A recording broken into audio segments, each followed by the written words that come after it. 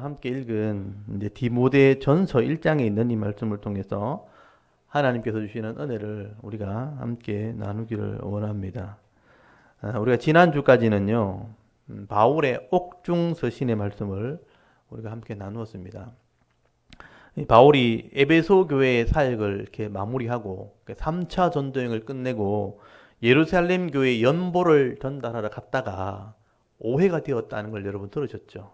그래서 이 유대인들에 의해서 신성을 모독했다, 성전을 더럽혔다 하는 오해를 받아가지고 재판이 벌어지게 되었고, 또 이 재판을 기다리는 동안 바울은 가이사라에서 2년, 또 로마에서 2년 이렇게 갇혀 있으면서 4권의 편지를 쓰게 됩니다. 이게 바로 옥중서신이죠.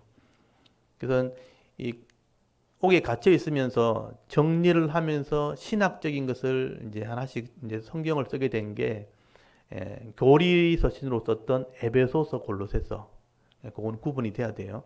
그리고 대속의 은혜를 기록했던 빌레몬서, 그리고 유럽의 첫 교회였던 빌립보 교회, 성도를 사랑하는 마음으로 썼던 사랑의 편지 빌립보서, 이렇게 해서 4권이 바로 바울의 옥중 서신이 된 겁니다.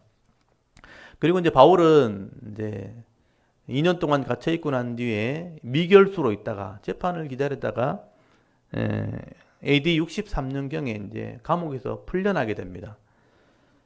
이때 바울이 한 노년이 되었거든요. 60세 아마 이상 되었을 걸로 추정이 돼요. 빌레몬서 거기 1장 9절에 보시면 나이 많아 늙은 바울이라 이런 표현 나와요. 그 단어가 보통 60대 이상이 되어야 쓰는 단어들이에요. 나이 많은 나 바울은 할 때, 그래서 바울은 아마 노년기에 접어들었을 때 이 감옥에서, 로마 감옥에서 풀려나게 됩니다. 그리고 이 감옥에서 풀려난 바울은요, 감옥에서 썼던 편지를 썼던 지역, 그러니까 에베소와 빌립보 지역입니다. 그 편지를 썼던 지역을 돌아보고 또 확인을 하려고 그곳으로 가게 되죠.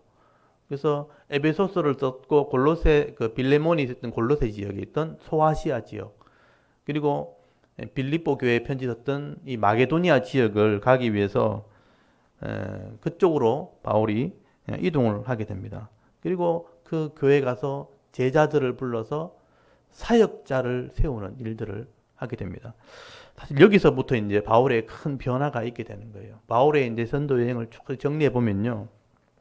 원래 바울은 로마에 갈 때 내가 로마를 갔다가 땅끝이라고 하는 스페인, 스바나에 가서 내가 복음을 전하겠다라는 계획을 세웠거든요.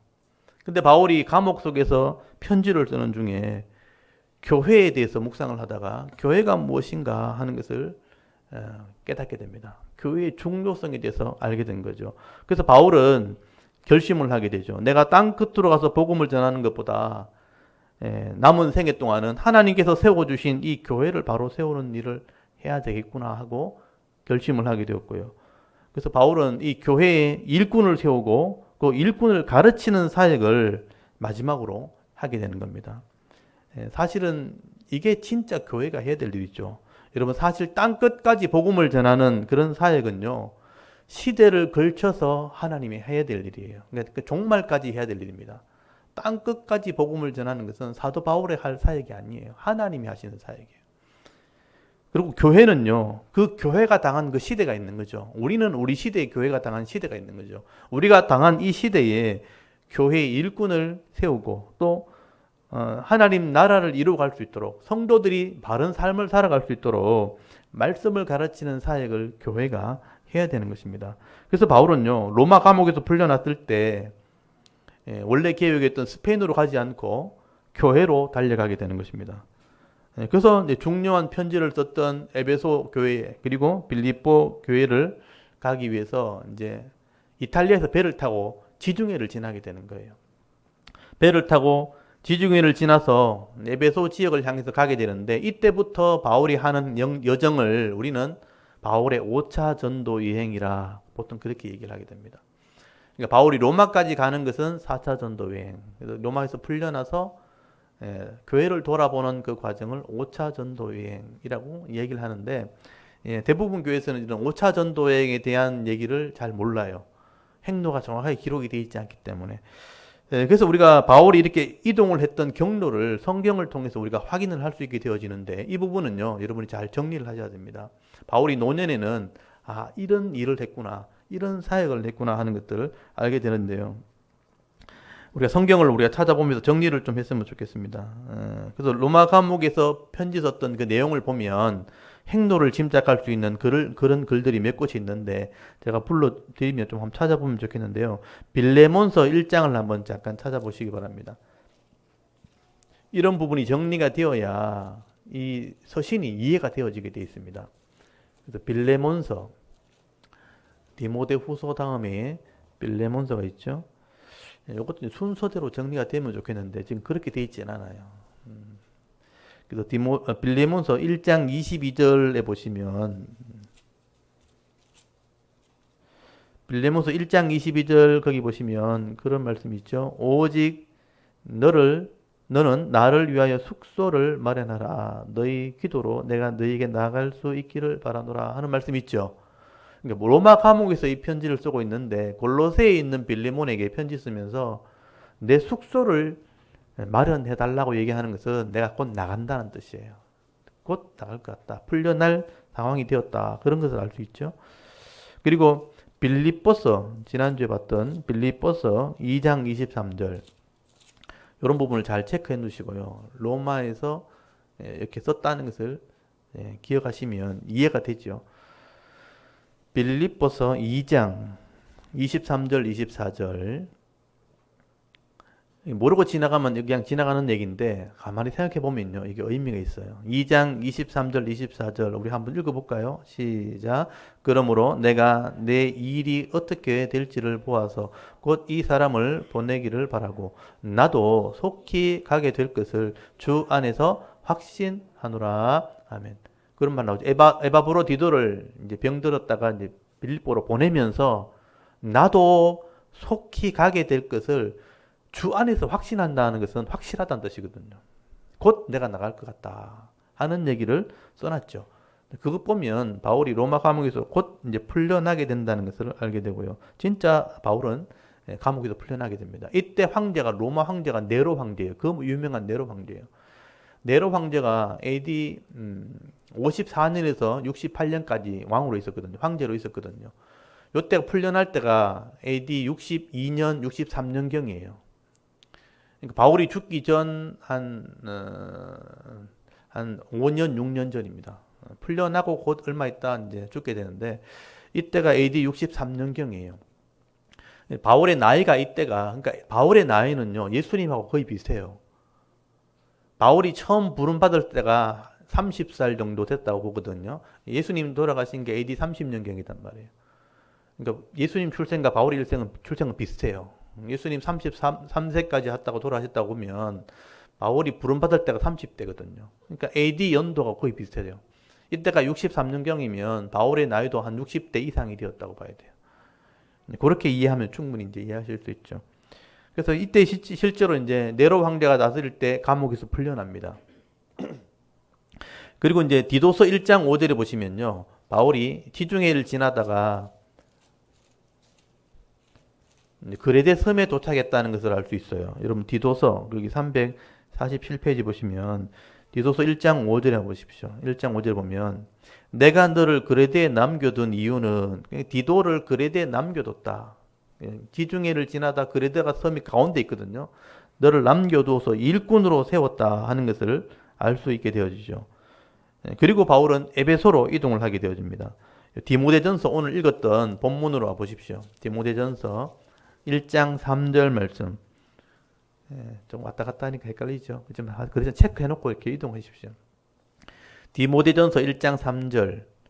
내가 마게도냐로 갈 때에 너를 권하여 에베소에 머물라 한 것은 하면서 에베소에 디모데를 머물게 했다 하는 얘기 나오죠. 그래서 바울은 이탈리아에서 배를 타고 그레데 섬에 가서 디도를 남겨두고 에베소에 가서 디모데를 남겨두고 이제 마게도냐 지역으로 가게 되는 것입니다. 그래서 마게도냐 지역에 갔을 때 이 빌립보 교회가 있는 지역이죠. 그때 이제 이 두 제자에게 편지를 쓰게 되는 거죠. 그레데의 디도에게는 디도서, 에베소에 있는 디모데에게는 에베소서를 편지를 쓰게 되는 것입니다. 그래서 바울은 이 빌립보, 그러니까 마게도니아 지역에서, 마게도니아 가면 빌립보 교회만 있는 게 아니고 데살로니가 교회, 베레아 교회가 있거든요. 아마 그곳을 다 돌아보면서 편지를 쓰고 난 뒤에 이제는 니고볼리라는 곳으로 이동하게 되는데, 다시 디도서를 한번 펴보십시오. 디도서 3장 12절. 요런 행로를 이제 잘 보셔야 돼요. 350페이지 디도서 3장 12절 한번 보십시오. 거기 잘 보시면요. 내가 아데마나 두기고를 네게 보내리니 그때 네가 급히 니코폴리스라는 곳인데 니고폴리로 내게 오라, 그런 계획을 세웠죠. 내가 거기서 겨울을 지내기로 작정했다, 계획을 세웠다 하는 말씀이 나옵니다. 그래서 이런 부분을 잘 정리해 보면 바울은 이탈리아에서 이렇게 떠나서 그레데 섬을 지났고 거기서 에베소를 갔다가 마게도냐 가서 편지를 쓰고 니고볼리로 이동을 하게 되는 것이죠. 그래서 이런 행로를 이제 지도로 제가 한번 보여드리겠습니다. 이게 보이면 이렇게 봤던 것을 지도로 보면 이게 이해가 돼요. 그래서 지도를 한번 보십시오. 여기 보시면 여기 로마 이탈리아에서 배를 타고 떠나게 되죠. 한번 눌러 보십시오. 주시면 여기 그레데가 여기 가운데 있죠. 지중해 가운데 그레데가 있고 여기 디도를 남겨둔 거예요. 일꾼을 좀 세워라 하고 남겨두고 에베소를 가게 되죠. 에베소에 디모데를 남겨두게 됩니다. 그리고 나서 이 빌립보 지역으로 이동하게 되죠. 한번 눌러주십시오. 여기 가서 여기 그레데에 있는 디도에게, 에베소에 있는 디모데에게 편지를 써요. 이게 디도서 또는 디모데 전서 이렇게 된 거죠.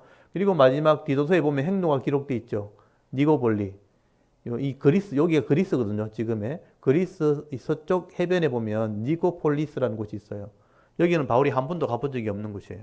그래서 한 번 더 눌러주시면 이 그레데 섬에 디도서를 쓰고 디모데 전서를 쓰고 난 뒤에는 니코폴리에 가서 마지막 집회를 하게 되는 거예요. 그래서 여기 보면 세나나 아볼로나 다 불러 모읍니다. 제자들을 다 불러 모아서 여기서 집회를 할 때 이때 이제 네로가 유대인을 핍박하기 시작한 거예요.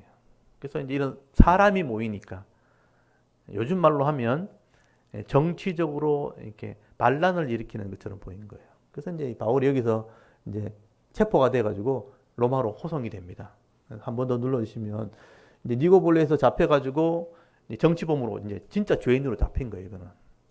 그 전에는 예루살렘에서 신성 모독죄에 대한 재판을 하다가 미결수로 풀려났지만 이때는 정치범으로 잡힌 거예요. 현장에 잡혔고 죄수로 잡혀서 호송이 되었고 여기서 이제 얼마 있다가 네로 황제에서 순교를 당하게 됩니다. 순교 직전에 마지막으로 쓴 편지가 디모데 후서예요.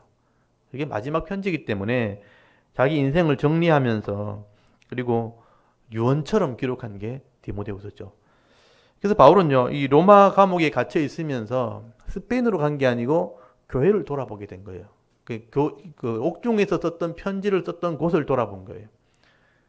그래서 이제 일꾼을 세우는 것이 중요하구나. 교회의 기초를 세우는 게 중요하다는 것을 바울이 깨닫게 된 거죠. 여기서 신학적인 변화를 우리가 이해를 해야 되는 것이죠.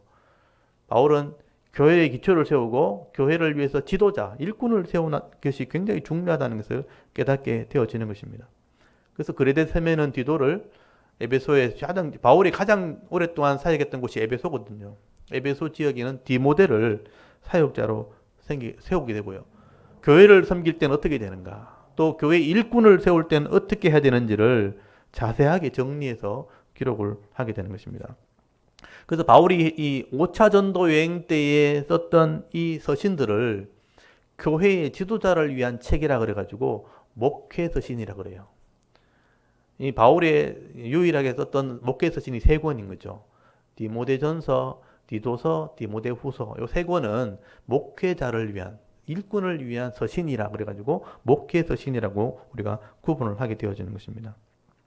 젊은 일꾼들이 교회를 섬길 때는 어떻게 되는가. 그래서 오늘날 이 지도자들이 이 부분을 잘 참고를 하게 되는 것입니다. 그래서 우리가 오늘 이제 목회 서신 중에 첫 번째 책 디모데 전서를 오늘 이제 말씀을 나누게 되는 겁니다. 이런 행로를 알고 읽으셔야 돼요.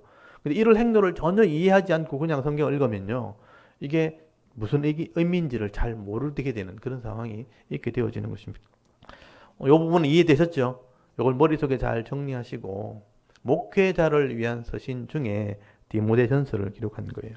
그래서 이제 여러분 디모데전서 오늘 1장으로 돌아오셔서 1장 1절 2절은 단락이 딱 나눠져 있죠. 바울의 인사말입니다. 내가 디모데에게 편지한다. 참 아들 된 디모데에게 이 편지한다. 그리고 이 마게도니아에서 지금 이 에베소에 편지 쓰고 있다는 것은 기록을 해 주셔야 돼요. 마게도니아에 있는 지역에서 에베소에 있는 디모데에게 이 편지를 하는 겁니다. 그리고 3절에 보시면 바울이 디모데를 에베소에 남겨둔 이 지도자로 세운 목적을 기록합니다. 이게 이제 중요하죠.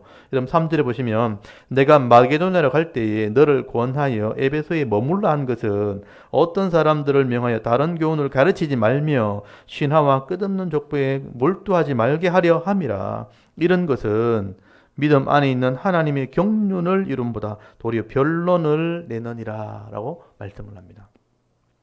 여기 하나님의 경륜이라는 단어를 앞으로 이제 바울이 에베소서부터 이 말씀이 나왔거든요. 바울이 깨달은 전체적인 하나님 구원 계획이죠. 바울은 이렇게 에베소에 디모데를 교회 지도자, 그 당시에 감독으로 세운 목적이 뭐냐 하면요. 교회에서 다른 교훈을 가르치지 말게 하려고.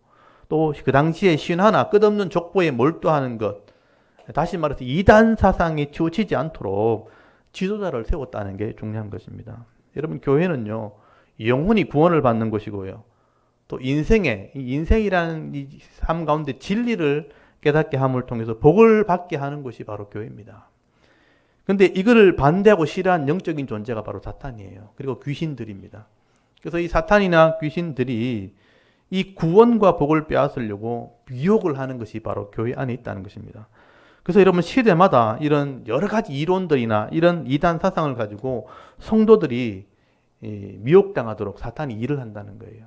시대마다 이런 문제가 항상 있어 왔어요. 교회에 이런 미혹의 문제가 있었고 그것을 통해서 결국 성경을 믿지 못하게 하고 진리의 말씀을 믿지 못하게 하는 그런 일들이 있었다는 것이죠. 그래서 바울도 이런 이단 사상들이 교회에 들어오게 되면요, 믿음 안에 있는 이런 하나님의 경륜의 이름보다는 도리어 변론을 이렇게 한다. 변론을 내게 된다. 결국 잘못된 사상이 교회에 들어오면 이 영적인 어떤 싸움, 그리고 신학의 논쟁밖에 안 되는, 논쟁을 벌이면 결론 없는 싸움이 되는 거예요. 시간만 허비하게 되는 것입니다. 여러분 하나님의 경륜이라는 단어가 잘 보시죠. 하나님의 경륜이 뭐냐면 하나님이 죄인을 구원하시기 위한 놀라운 계획 전체를 말하는 거예요. 전체를 보는 눈을 우리가 성경을 통해서 배워야 되는 거예요. 여러분 하나님의 구원 계획을 알아야 이 속에 예수 그리스도의 십자가와 부활이 있다는 것도 믿게 되는 거예요. 우리 십자가만 전하고 예수만 전해가지고는 하나님 구원 정책, 인생을 보는 눈을 잘 얻기 쉽지 않아요. 그렇지만 하나님의 구원 계획 전체를 역사를 통해서 성경을 통해서 배워야 그 속에 예수 그리스도의 십자가와 부활이 믿어지는 겁니다. 그리고 하나님 말씀이 진짜라는 걸 믿게 되어질 때 그 하나님 말씀대로 살아야 이 땅에서는 복을 받게 되는 거죠. 그래서 하나님의 구원 경륜 안에는 구원도 있고 복도 있게 되는 것입니다. 그래서 교회는요, 이것을 가르쳐야 돼요. 역사를 보는 눈을 가르쳐야 돼요. 그리고 그 속에 성경이 진리라는 것을 가르쳐야 되고요. 그리고 하나님이 이 죄인을 구원하기 위한 계획을 세우셨다는 것을 알게 되어질 때에 그것을 믿게 되어지고 복도 받고 구원도 받게 되어지는 것입니다. 그래서 교회가 또 지도자들이, 교회 지도자들이 해야 될 일이 바로 이것이죠. 그래서 바울은요, 지금 디모데에게 교회 지도자로 지금 세워놓은 이유가 교회에서 엉뚱한 것 가르치지 말고 꼭 필요한 것을 가르치라고 지금 이 일들을 맡겼다라고 말씀을 하게 되는 것입니다. 그래서 그 당시 초대교회에서는요, 이런 철학을 기반으로 했던 그런 이단이, 그런 사상들이 있었어요. 그걸 영지주의라 보통 그렇게 얘기해요. 철학을 기반으로 한 이단이 있었고요. 그리고 여기 보면 신화라고 돼 있죠. 신화라는 말이 허황된 이야기 이런 뜻이에요. 그래서 이 그리스라든지 유럽에는 이런 신화에 대한 얘기가 굉장히 많아요. 여기 이제 학자들은 그런 신화가 결국은 성경에 나오는 천사들의 얘기라고 보통 그렇게 해석을 하기도 하는데, 영적인 일들을, 어떤 신적인 일들이 분명히 있는데 그걸 우리가 알지 못하니까 신화처럼 그렇게 이야기를 하는 거예요. 그래서 그 지역에는 신화에 대한 얘기, 그리고 끝없는 족보에 대한 얘기, 그 당시에는요, 이런 예수님의 족보가 정리가 돼 있지 않았어요. 그러니까 끝없는 이런 족보의 논쟁들이 그 당시에 있었다는 것입니다. 여러분 이런 것들은요, 결국 진리를 깨닫지 못해요. 그래서 시간을 허비하게 되는 것입니다. 그래서 어느 시대든 간에 이런 잘못된 신앙의 논쟁이 항상 있어 왔습니다. 그 당시에는 이제 철학을 기반으로 했기 때문에 영지주의, 그러니까 이원론, 플라톤이 주장했던 이원론을 철학으로 기반했기 때문에 부활을 믿지 않았어요. 그래서 예수님조차도 부활이 존재하지 않는다. 그냥 인간의 몸을 입고 온 것이다. 그냥 겉으로만 보이게 한 거다. 기독 가연설이라 그래가지고 예수님의 신성을 부인했어요. 그렇지만 그렇게 되면 구원이 이루어질 수가 없는 거죠. 이런 잘못된 영지주의 이단이 있었고요. 그리고 할례당들, 행함을 강조하는, 율법이 행함으로 구원을 이룬다는 할례당들이 있었기 때문에 이런 할례당 이당들이 교회에 들어오면, 그러니까 하나님을 믿는, 예수를 믿는 믿음으로만 가는 것을 비난하고 멸시하는 사람들이 있었다는 것입니다. 이렇게 잘못된 믿음과 이런 신앙을 가지고 논쟁을 하게 되어지면요, 결국은 다투어야 돼요. 결국 나눠지는 거예요. 신앙이 나눠지게 되니까 나눠지게 되거나 아니면 결론 없이 시간을 허비하게 되는 일들이 일어나게 되는 것입니다. 그래서 바울은 이런 잘못된 변론하고 싸움을 하기보다는 바른 지식을 가르치는 것이 교회 지도자가 해야 될 일이다. 그래서 내가 에베소에 너를 머물겠다라고 말씀을 하는 겁니다. 그래서 여러분 5절 한번 보십시오. 이 교훈의 목적, 그러니까 지도자가 가르치는 목적이 뭔가? 교훈의 목적은 청결한 마음과 선한 양심과 거짓 없는 믿음에서 나오는 사랑이에요. 사랑. 핵심이 사랑이에요. 사람들이 이에서 벗어나 헛된 말, 논쟁이죠. 헛된 말에 빠져서 율법의 선생이 되려 하나 자기가 말하는 것이나 자기가 확신하는 것도 깨닫지 못하도다. 알지도 못하는 것을 행해야 구원받는다라고 강조하는 것을 율법의 선생이라 그렇게 말하는 거죠.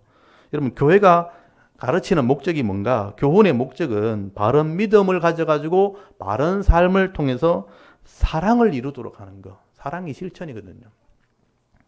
근데 여러분, 율법을 가르쳐서 율법이 행함으로 구원받는다고 주장하는 게 율법을 선생되게 하는 거예요.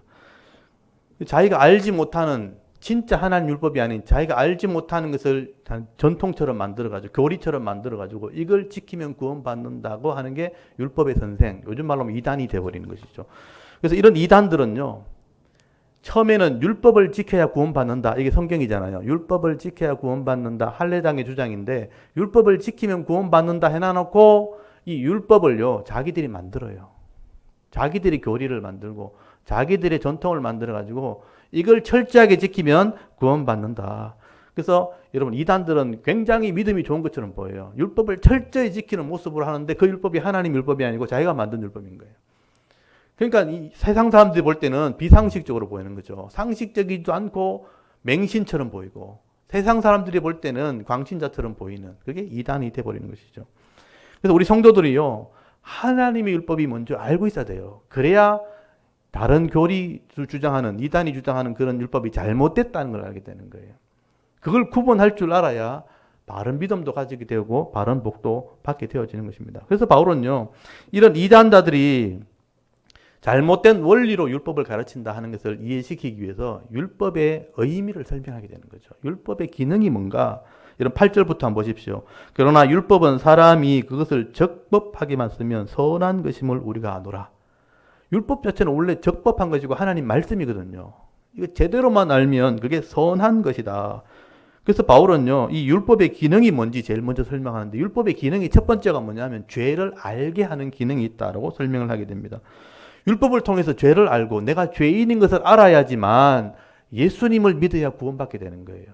그래서 예수님께로 인도하는 것이 율법의 하나의 기능이에요. 그래서 율법도 복음과 같다라는 설명을 하게 되는 것입니다. 여러분, 9절부터 10절까지가, 요건 9절부터 10절까지는 바울의 율법에 대한 설명이에요.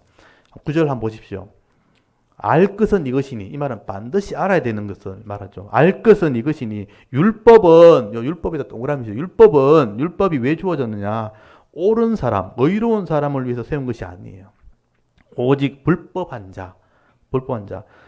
여기 어떤 자 표현된 게 뭐냐면, 이게 그러니까 죄인들을 말하는 거죠. 불법한 자, 복종하지 아니하는 자, 경건하지 아니한 자, 죄인과, 그리고 거룩하지 아니한 자, 망령된 자, 아버지를 죽이는 자, 어머니를 죽이는 자, 살인하는 자, 엄행하는 자, 남색하는 자, 인신매매하는 자, 거짓말하는 자, 거짓 맹세하는 자, 기타 등등이죠. 바른 교훈을 거스리는 자를 위하합니다.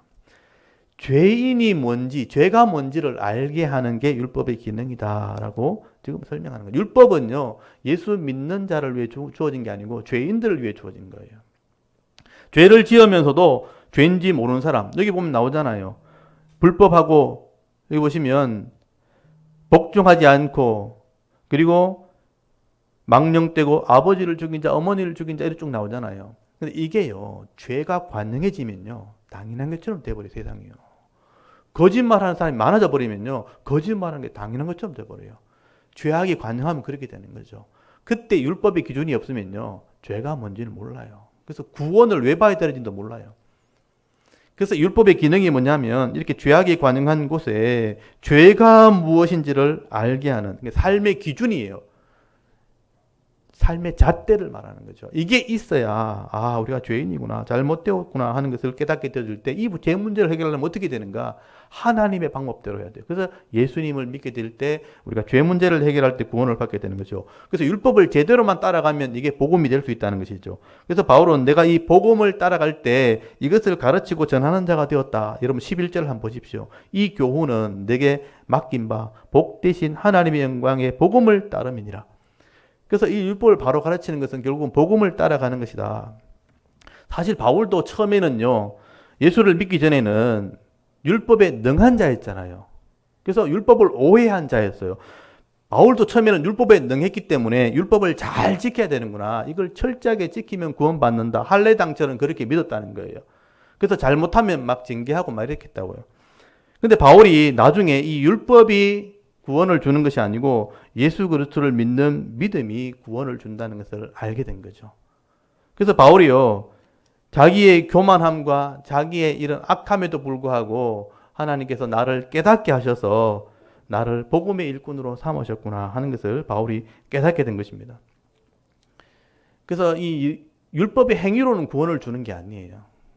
예수를 믿음으로 죄사함 받게 되어지고 또 그 말씀을 행함으로 복을 받는 도구가 율법의 첫 번째 죄를 깨닫게 하시는 것이고, 두 번째는 예수 믿은 사람이 말씀을 행함으로 복을 받게 하는 복의 기능으로 주신 게 율법인 것이죠. 더 이상 죄에 치우치지 않도록 하는 그런 기능을 준 것이죠. 근데 바울은 처음에는 모르다가 바울도 나중에 그것을 깨닫게 된 것이죠. 그래서 여러분 12절부터는 바울이 간증을 하게 됩니다. 나도 처음에는 이런 이단자들처럼 예수 믿는 사람을 핍박했던 사람이었다는 거예요.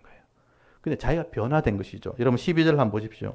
나를 능하게 하신 예수 그리스도 예수 우리 주께서 우리 주께 내가 감사함은 나를 충성되이 여겨 내게 직분을 맡기심이니. 바울이 생각이 변화가 있었다는 거예요. 그래서 보시면 내가 어떤 사람이었던가 13절 한번 보십시오. 내가 전에는, 그러니까 예수 믿기 전이죠, 비방자요 박해자요 폭행자였으나 도리어 긍휼을 입은 것은 내가 믿지 아니할 때 알지 못하고 행하였습니다. 바울의 자백이죠. 고백입니다. 바울도 율법에 능한 자였고 율법을 지켜야지만 구원받는다고 생각할 때 예수 믿는 사람을 박했어요. 보시면 여기 비방이라는 건 말하는 거거든요. 비난하는 거, 욕하는 거래. 실제로 막 예수 믿는 사람 욕했다는 거예요. 욕하고 박해했다는 건 실제 고통을 준 거예요. 폭행자, 실제로 어려움을 준 거죠. 그런 사람이었지만 이거는 알지 못했다. 여러분 알지 못하면 이렇게 되는 거예요. 진리를 모르고 하나님 말씀의 의미를 모르면요, 자기 주장대로 살도록 되어 있습니다. 그래서 바울은 예전에 이렇게 살았지만 15절 한번 보십시오. 내가 죄인 중에 괴수였다. 이거는 악한 사람 중에 최고였다는 뜻이죠. 이 죄인 중에 괴수였다는 표현은 최고였다, 1등이었다는 뜻이에요. 나는 죄인으로서는 최고 1등이었다. 그런데 하나님께서 나를 변화시킨 거죠. 여러분 14절 보시면요, 하나님의 은혜와 예수 안에 있는 믿음과 사랑과 함께 풍성하도록 임하게 된 것, 이렇게 되어 있죠.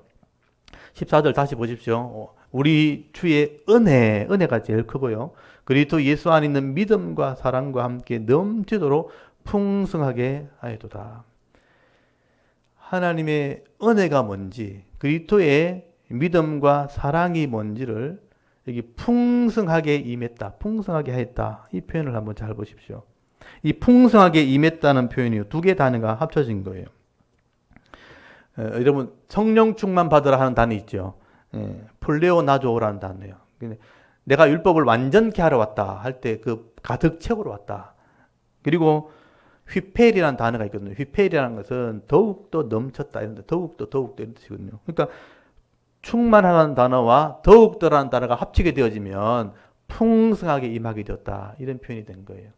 그러니까 하나님의 은혜와 예수에 대한 믿음과 사랑이 내게 넘치고 넘쳐가지고 나를 깨닫겠다. 나를 변화시켰다. 그렇게 지금 표현하고 있는 것이죠.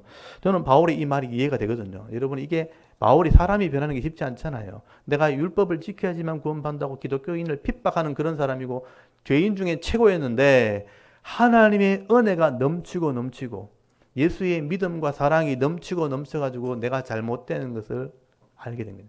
변화시켰다는 것입니다. 그래서 바울은요, 이제는 율법을 행함으로 구원받는 게 아니고 예수를 믿음으로 또 하나님 구원의 경륜을 깨달아야지만 구원받는 것을 알게 된 거예요. 그것을 전하는 사람이 된 것이죠. 그래서 바울이 생각을 해본 거죠. 내가 왜 이렇게 변화되었을까? 노년이 되었으니까. 내가 왜 이렇게 하나님 앞에 쓰임받는 사람이 되었는가? 생각을 해보는 거죠. 바울이 그 생각을 하다가 내가 다른 사람보다 더 큰 은혜를 이렇게 받아서 변화되어서 이런 복음을 전하는 이런 사명을 가지게 된 것은 하나님의 은혜였다는 것이죠. 그래서 16절 한번 잘 보십시오. 그러나 내가 긍휼을 입은 까닭은 이유를 설명하죠. 예수 그리스도께서 내게 먼저 일체 오래 참으심을 보이사 후에 주를 믿어 영생 얻는 자에게 본이 되게 하려 하심이라. 이건 바울의 깨달음이에요. 본이 된다. 본복이라는 게 본복이. 나도 예수 믿을 수 있다. 나 같은 사람도 예수 믿을 수 있다 하는 걸 보여주려고 정말 안 좋은 상황에 있는 사람을 바뀌어가지고 하나님 일꾼 삼은 거예요. 사람들이 볼 때 저런 사람이 어떻게 예수 믿나 할 정도까지 됐다는 거예요. 바울이 그건 자기 감격이죠. 아, 내가 왜 이렇게 변화되었을까? 나 같은 사람을 왜 이렇게 변화시켰을까? 나 같은 사람도 예수 믿을 수 있다. 이게 어떻게 보면 성도의 가치고 교회의 가치입니다. 그런 사람도 예수 믿어서 변화될 수 있다는 걸 보여주는 것이죠. 그래서 여러분 성도가 예수 믿는 가치는 뭐냐 하면요. 그냥 내가 잘 되기 위해서 예수 믿는 게 아니잖아요. 부자 되기 위해서, 뭐 병 고치기 위해서, 내가 다른 사람의 능력 있는 것을 보여주기 위해서. 사실 예수 믿는 사람의 가치는 뭐냐 하면요. 내가 변화되었다는 걸 보여주는 거예요. 이런 사람도 예수 믿는 사람 될 수 있구나. 이런 사람도 말씀을 가르치는 사람 될 수 있구나. 저도 똑같은 거예요. 나 같은 사람이 지금 앞에 서서 목사라고 설교하고 있다는 게 저는 기적인 거예요, 사실은요. 이런 사람도 하나님 말씀을 깨달으면 쓰임받을 수 있다. 그걸 보여주는 게 이 성도의 가치라는 거죠. 그래서 여러분 성도가 예수 믿게 되어지는 건요. 내가 하나님 말씀을 깨닫게 되었다는 걸 보여줄 때 다른 사람을 변화시키는, 다른 사람을 섬기는 일을 하게 되는 것이죠. 그래서 다른 사람의 변화를 위해서, 다른 사람의 복을 받게 하기 위해서 내가 그 사람들을 섬기는 것, 그게 진짜 가치 있는 기독교인의 가치다 하는 것을 알게 되는 것이죠. 이런 가치를 깨닫게 되어지면요, 인생을 보는 관점이 달라지는 거죠. 그것을 가치관이라고 해요. 인생을 보는 관점이 가치관이거든요. 이런 인생의 가치관이 바뀌게 되어지는 것이죠. 그래서 나만을 위해 섬기고 나만을 위해 신앙생활을 하는 게 아니고 다른 사람을 섬기고 다른 사람을 위해서 때로는 헌신도 하고 다른 사람을 위해서 봉사하는, 그렇게 할 때 마음이 행복해지는, 그게 바로 기독교인이 되는 것입니다. 여러분 세상 사람들은요 사실 자기를 위해 살잖아요. 자기를 위해 치장을 하고 자기를 위해 돈을 쓰고 자기를 위해 먹고 마시면서 향락을 즐기는데 그건 잠깐뿐이고 사실은 마음에 온전한 만족을 누리지 못합니다. 자기를 위해 사는데도 만족하는 사람은 별로 없어요. 근데 예수를 믿고 이 땅이 나그네 인생이라는 것을 깨닫게 되어지고 이 땅의 인생이 풀과 같다. 우리의 영광이라는 게 풀의 꽃과 같다는 것을 알게 되어지면요. 이 짧은 인생을 사는 동안 그냥 썩어져 없을 것을 위해서 인생을 허비하는 게 아니에요. 가치 있는 일을 위해서 살게 되어지는 그런 삶이 되어지는 것이죠. 그래서 이 땅에 있는 것 가지고 다른 사람을 섬기기도 하고 또 강한 자, 약한 자, 또 힘든 자를 위해서 나눠줄 때 마음의 부자가 되는 거죠. 그래서 만족함을 누리는 행복한 인생을 살아가게 되어지는 것입니다. 그래서 바울이요, 이걸 깨닫게 된 것을 지금 기록한 거예요. 이러면 1장의 본문은 바울의 간증과 같은 겁니다. 그래서 바울은 그 당시에 로마의 시민권이 있었어요. 그 당시에 로마의 시민권이라는 것은 부를 보장하는 겁니다. 근데 바울은 로마의 시민권을 자랑하지 않고 내가 하나님의 백성 되었다는 걸 자랑하게 되는 거죠. 자기 인생을 위해서 물질을 쫓아가는 것이 아니고요. 향락을 쫓아가는 것이 아니라 예수님을 따라 복음을 전하는 그런 고난의 길을 따라가게 됩니다. 그래서 우리 지난주 보셨잖아요. 바울이 내가 부한 데 처할 줄도 알지만 가난한 데 처할 줄도 아는 일제의 비결을 배웠다. 이게 자족하는 비결이잖아요. 바울은 그 자족하는 비결을 배워서 섬기는 사람으로 살기로 결정을 하게 된 것이죠. 그래서 바울이요, 지금 1장을 쓰면서 내가 이걸 깨달았기 때문에 너도, 지도자도, 교회의 지도자도 이런 사람을 살아야 된다 하는 얘기를 지금 하게 되는 것이죠. 너도 복음의 일꾼이 되어라. 그래서 여러분 18절부터 보시면요, 디모데에게 하는 말이잖아요. 18절, 아들 디모데야, 내가 네게 이 교훈으로서 명하노니 라고 돼 있죠. 지도자에게 하는 말이에요. 이건 오늘날 교회 지도자들이 다 들어야 될 말이죠. 아들 같은 디모데에게 교훈으로 명령하는데, 너의 전에 너를 지도한 예언을 따라 그것으로 선한 싸움을 싸우며 믿음과 착한 양심을 가지라. 여기 명령이죠. 선한 싸움을 해라는 거죠. 이건 싸움에 대한 문제, 영적인 싸움이죠. 말씀대로 살아가는, 또 순종할 것에 대한 싸움을 싸워라. 그래서 믿음도 가지고 착한 양심을 가지라. 어떤 이들은, 잘못 이해한 사람들은 이 양심을 버렸고 그 믿음에 관해 파선해 버렸다. 배가 바다에 빠진 것처럼 믿음을 버렸다. 그 가운데 후메네오와 알렉산더가 있으니 내가 사탄에게 내어준 것은 그들로 훈계를 받아 신성을 모독하지 못하게 하려 함이라. 어설프게 배워가지고 지도자가 돼가지고요, 자기를 위해 살아가는 지도자가 있었다는 거예요. 그 당시에 후메네오하고 알렉산더가 그런 사람이었어요. 자기를 위해 인생을 살려고 했다는 거죠. 그래서 바울이 내가 사탄에게 내어줬다는 것은 이제 출교시켰다, 징계했다는 거예요. 하나님 말씀으로 징계해서 결국 하나님을 모독하지 못하게, 저런 삶을 살아가지고 하나님의 이름이 더럽혀지지 않게 하기 위해서는 잘라냈다, 이런 표현을 쓴 거예요. 그런 지도자가 교회를 욕보인다는 거예요, 사실은요. 너는 그렇게 하지 말아라. 그래서 디모데에게 선한 싸움을 싸워야 된다. 믿음을 가지고 선한 양심을 가지라. 오늘 우리 성도들이 이 교훈을 들으셔야 되는 것이죠. 여러분, 잘못된 교훈을 따라간 이 후메네오, 알렉산더 같은 사람이 지금도 있다는 거예요. 지도자도 있고 성도들도 있습니다. 그렇게 되어지면요, 결국은요, 교회를 욕보이게 되는 거죠. 그래서 신성을 모독하는 그런 죄를 지을 수 있게 된다. 그래서 교회를 섬기고 성도를 섬기는 일, 이 믿음의 길을 우리가 지도자들이 달려가야 된다. 바울이 권면하면서 명령을 하고 있는 것이죠. 여러분, 이게 교회가 해야 될 일이고 성도가 해야 될 일입니다. 이런 바른 말씀을 성도에게 가르치고요, 또 다른 사람을 섬기는 가치 있는 인생을 살아가게 될 때 그게 진짜 복 있는 삶이 되는 것이고 많은 사람들에게 은혜를 끼치는 삶을 살아가게 되는 것입니다. 그게 교회가 할 일이고 성도가 해야 될 일인 것이죠. 그러므로 오늘 이 디모데전서 말씀을 통해서 우리가 한번 좀 돌아보셔야 돼요. 저도 마찬가지고 성도들도 마찬가지고 오늘 교회는 어떻게 해야 되는가, 또 지도자는 무엇을 가르쳐야 되고 또 성도는 어떤 삶을 살아야 되는가, 내가 왜 직분을 받았는가, 이걸 고민해야 되는 것이죠. 그 말씀을 묵상하면서 이 삶을 살아갈 때 여러분 은혜가 있고 행복함도 있게 되어지는 것입니다. 여러분, 내가 예수를 믿게 된 것은요, 나를 통해서 예수 믿는 자의 본을 보이기 위한 거예요. 저도 마찬가지고 여러분도 마찬가지고. 근데 여러분, 제가 만나는 사람이 있고 여러분이 만나는 개인적인 삶이 또 있을 거 아니에요. 여러분의 개인적인 삶을 제가 어떻게 아무것도 할 수 없죠. 여러분이 만나는 사람을 제가 변화시킬 수 없죠. 저는 제가 만나는 사람에게 본을 보이려고 애를 쓰고 있고요. 여러분은 여러분이 만나는, 개인적으로 만나는 가족들, 친족들, 또 동료, 직장의 동료들, 친구들, 그 사람들에게 본이 돼야 되는 겁니다. 그게 여러분의 사명이에요.